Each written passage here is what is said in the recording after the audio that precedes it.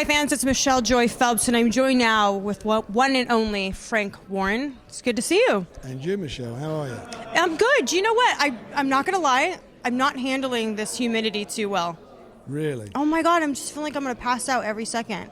Do you don't feel, it doesn't bother you? Well, it does. I mean, I don't particularly like the heat that much, but they got, the air conditioning's not It's nice in here, though. It's nice in here, but overall, the weather has been a little bit... it's been very, the last few days have been quite close. But quite unexpected. Yeah. Right? Yeah. It's not typical British weather, that's for sure. But I do hear that on fight night, July 24th, it's going to be thunderstorming. So let me tell you, there's going to be a lot of thunder and lightning in the arena. Don't worry about outside the arena. There's going to be some serious thunder going there. When these two big guys start letting those bombs go, it's going to be exciting. Right. So let's go back and sort of start from the beginning of where we thought we were going to get Joyce versus Oleksander Usyk. When I spoke to Joe several months ago, he sort of mentioned that at some point Usyk's team offered him a significantly low amount of money, or suggested that he should only have 7% of the purse. Would you like to comment on that? Well, I can't remember what the offer was, and it was irrelevant anyway. At the end of the day, that was all predicated upon Tyson and AJ getting it on, which, as we all know, is falling out of bed. So we're back to where we are now. He's number one. He's fighting Takam. He can't afford to slip up. So, he's got everything to lose on this fight. Having that one spot being a mandatory towards the winner of Usyk and AJ. So he's got to be top of his game, and not only he's got to win the fight, he's got to look good doing it and make a statement. Yeah, exactly. So when we spoke to him last night, he finally feels a bit relieved that he knows that once he gets past Carlos Takam, he's finally going to have his world title shot, something that he's been chasing for a long time now. What does it mean for you guys as a team to sort of know that that's just right around the corner? It's looming. Well, we worked very hard to get him into that position, and he's done the business in the ring, and he's got to do the business, as I said earlier, on Saturday. But provided he comes through that, it's there for him. It's the opportunity is there. Now, just to let everybody know, the obvious fight we all want to see is Tyson against AJ, and providing they get through their respective commitments, then they'll fight each other. And if that is the case, then maybe Joe will fight for an interim, or after they meet, I'm sure hopefully he gets to fight the winner. But he will get a shot at some form of the world title. Frank, I haven't been able to speak to you about that whole situation that sort of went down. It seemed as though, like, when it all was said and done, and Wilder's team won arbitration, it sort of fell on to Tyson and his team for you guys should have known that this was going to happen. Would you like to respond to that? Well, everybody knew it was happening. I mean, what planet was everybody on? That arbitration didn't go away. It was there all the time. Yeah. It was there. No, I didn't hear the judge make any decision. That's why every time I was being asked about it, I just said, until the contract's signed, there's no fight. And I don't think the judge wanted to be hearing that the fight was being made. I think the judge, hang on a minute, I'm the guy here. I'll make the decision of what's going on. Because you and Eddie had two completely different tones. Well, my tone was always the same. It never changed from the beginning. I didn't go around saying the contract's will be there tomorrow and the fight's on. Every other day there was a press conference, and every other day that's what he was saying. But it was not signed for. That did not happen. And in the contract that we did sign, an agreement all of us signed, including Matchroom, myself, Tyson, everybody, it's in the contract. The arbitration has to be dealt with. Right. And that was it. And they all knew that. Do you know what? Every time I was doing interviews, I remember at one point, Eddie even said, he's like, do you know something I don't know? Because I kept saying, well, what about arbitration? What about arbitration? Is arbitration going to stand in the way? What's going on? And it's like, it almost seemed as if no one was really concerned about it, but I knew at the end of the day, nothing could really move forward until that point. How can you not be concerned about something as important as that? That's why, I was like, promoters are optimists. We're not pessimists. We always look for the best. We're always looking to do a big show and promote it.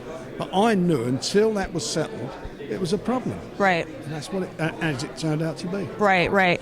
Well, now here we are. We actually had the postponement. That's why I'm here now. As soon as I found out it was going to be postponed, I jumped on a plane so I could make sure I was available for this media week. And talk to me about what's going on there. Like, how is Tyson doing?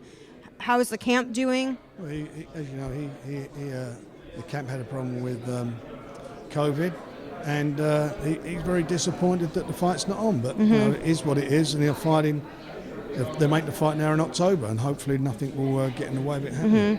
And I know you've completely dismissed the fact that it had nothing to do with ticket sales. In fact, that it actually did really well. That you guys sold, what was it, $14 million in sales? The best thing to do is you don't believe Bob Arum or you don't believe me, go and ask PBC, because they get a percentage of it, and they were very pleased, like we all were, the way the tickets were going. You know, what was happening in Vegas, by the way, was the fact that it was the first big event. Yeah. And people have been starved of events, so it did well, and obviously with Deontay keep saying that, you know, he's found some clue how to beat Tyson, maybe people bought into that. Have you been able to see videos of Deontay training? Yeah. What do you make of the videos? He's doing well, you know, but he's not training with Tyson Fury. And when he gets in with Tyson Fury, it's a different animal. You know, Tyson's got his number, in my opinion. You know, the first fight, Tyson got robbed, and the second fight, he went and showed the difference between the both of them, and he'll do the same next time. Deontay's not changed his tone in terms of what he's initially claimed, which was that he believes that Tyson Fury's cheated.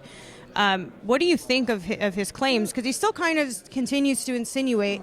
Well, you know, in his mind, he thinks that's happened, and maybe that in his mind, that makes him feel good. The fact of the matter is, he got beat by the better man. He got robbed the first time, Tyson, and got beat by the better man convincingly on the night. And you know, we all said what was going. Well, we all said the camp. We was all of the opinion. The key to beating Deontay was to go and take centre of the ring and put him on his back foot and do what he normally does. And that's what Tyson did. He took the fight out of him, and he completely took it out of the fight out of him. You know, Tyson was tested and everything, and all these allegations, and add to it the heavy suit and all the crap that went down. It doesn't mean anything. It's not going to change the result, and it won't change the result. What's going to happen in October? And lastly, I know that Bob Arum said that he still would like to see the fight being made over in Saudi Arabia when the undisputed fight does happen. So let's just say that Tyson Fury is successful against Deontay Wilder and Anthony Joshua is successful on Usyk. We could possibly get the fight over in Saudi. But now that we're starting to see the restrictions sort of going away, and we can possibly have the big domestic fight, is it going to be now like the main place to have it would be here in England? I don't know, really. I think by the time this fight comes round, who knows what's going to happen. You know, we've had, in this country, we started seeing the infection rates really creeping up again. Death rates have crept up again. Hopefully, you know, it'll all plateau out. But if it doesn't, then they'll have to do something about it. Right. You know, the world we live in just changes on a daily basis. You know, Israel was really safe, you know, and now it's not. And Australia, they've locked down half the country. Right. So, and they were quite strict on allowing people in and out of the country. But you know, that's what we live with. So I think we just got to take it. It's a bit like being a baby. You've got to take one step at a time. You're learning to walk. You take one step at a time, and the two steps that have got to happen. First two steps are AJ and Usyk, and then Tyson's got to go and do another job on Wilder. Who do you think wins that, by the way? I really, as a cruiserweight, I thought Usyk he was an exceptional cruiserweight. You know, big guys. You know, it's not like he's a guy who in sort of late 20s gone up from cruiserweight to heavyweight and bulks up and got grown into being a heavyweight. He's done it quite late. I think he's about 35 now, is he? He's 30. Usyk. Yeah. I thought he was 32. Oh, is he? I thought he was older than that. But anyway, whatever it is, I'm sorry if I'm making you an old man, Usyk. You don't fight like an old man, that's for sure. But you know, and I've seen some photos of him where his body's definition's changed quite a bit. And the fact of the matter is, he's got speed. He has speed. He can punch. Can he take a big shot off a really big guy? We'll find out in that fight. Has he got the hand speed to get?